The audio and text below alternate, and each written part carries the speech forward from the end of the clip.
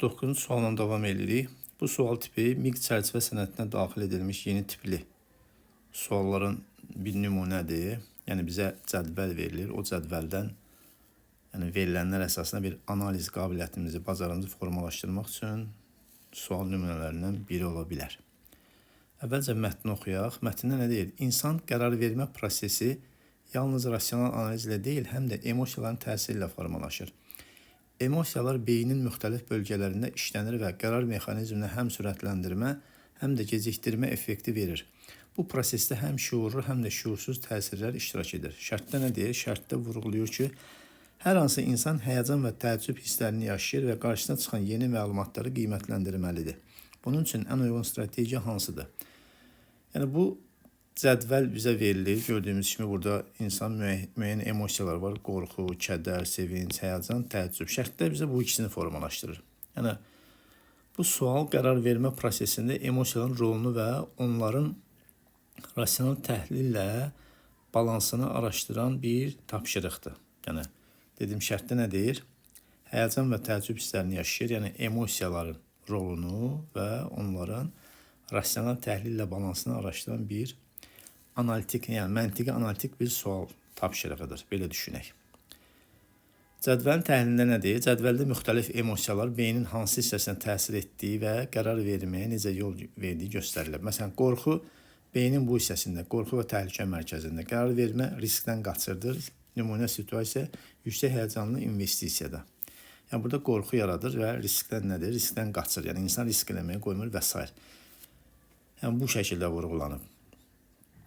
İndi bizə əsas bu ikisini göstərir şərtdə. Həyəcan və təəccüb. Yəni buna baxırıq. Diqqət mərkəzini aktivləşdirir və sürətli qərar verməyə sövq edir. Həyəcan. Fikir verirsiniz, diqqət və həyəcan. Diqqət dediyimiz kimi mərkəzini aktivləşdirir və sürətli qərar verməyə sövq edir. Təəccüb isə yenilik və adaptasiya mərkəzini işə salır. Yenilik və adaptasiya mərkəzi. Yeniliyi qiymətləndirməyə kömək edir. Yəni yeni məlumat qarşısına adaptasiya edir bizi. Yəni bu ikisi əsasında indi bizə gəlin görək sualın tələbi nədir? Sualın tələbini vurur ki, mətndə qeyd olunur ki, insan həm həyəcan, həm də təəccüb hisslərini yaşayır və qarşısına çıxan yeni məlumatları qiymətləndirməli. Ən uyğun strategiya soruşulur, biz ona baxaq. Bəndlərə baxaq, bir-bir gedək. A bəndə nə deyir? Deyir ki, İnsan emosional impulslara üstünlük verərək dərhal reaksiya göstərir. Məlumatı qismən nəzərə alır və qərar riskini artırır. Bu yanlışdır. Niyə? Yalnız emosional impulslara üstünlük vermək və dərhal reaksiya göstərmək risklidir. Burada vurğulayıb ona, risklidir, düzdür. Mətndə qərarın həm də rasional analizlə formalaşdığı qeyd olunur. Bax, rasional analizlə formalaşdığı. Fikir verin burada. Yalnız rasional analiz deyil, həm də emosiyanın təsirlə formalaşdırır. Yəni, deməli, bu ikisi yalnız emosional impulslara üstünlük vermək və dərhal reaksiya göstərmək risklidir. Yəni, yalnız buradan söhbət getmir. Mətndə qərarın həm də rasional analizlə formalaşdığı qeyd olunur. Deməli, bu ikisi nədir? Mətndə birdir. Yəni, A bəndini çıxırıq. Baxırıq B-yə. B-də nə deyir? Deyir ki, insan yalnız təəccübün yaratdığı maraq və yenilik qiymətləndirməsinə əsaslanır. Digər emosiyalar və məlumatlar arxa planda qalır. Yenə yanlışdır. Niyə? Digər emosiyalar və məlumatları arxa plana atmaq bir tərəfli yanaşmadır ki, bu da doğru strategiya deyil. Yəni, yenə də dediyim kimi, yuxarıdakı mətndə yalnız rasional analizlə deyil, həm də emosiyaların təsirlə formalaşır qərar vermə prosesi. Deməli, biz bunu da çıxırıq.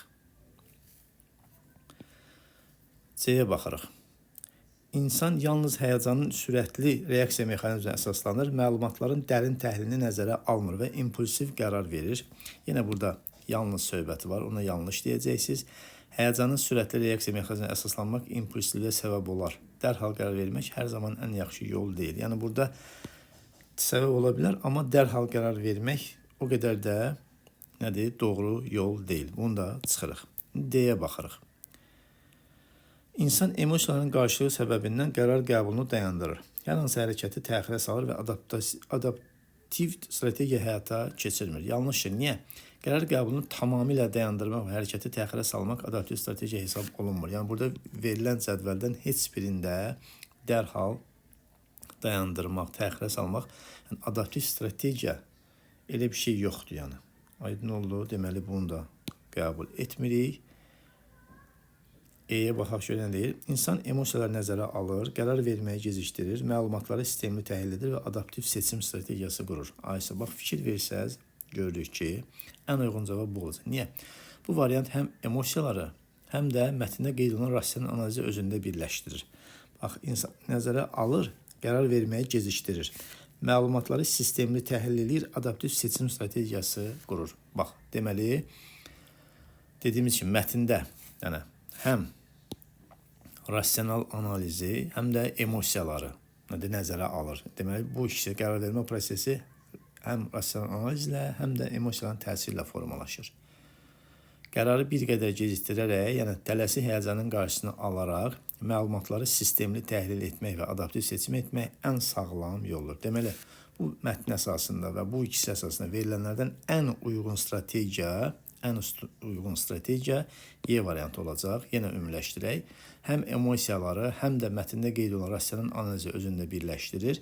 Qərarı bir qədər gecikdirərək məlumatları sistemli təhlil etmək və adaptiv seçim etmək ən sağlam yoldur. Bunu bu şəkildə qəbul edir. Çünki insan həm emosiyaların verdiyi siqnalları, yenilik və ya sürət nəzərə almalı, həm də onların rasional analiz üzərinə keçərək sistemli bir nəticəyə gəlməlidir. Bu da sualın ən uyğun cavabıdır. E variantı.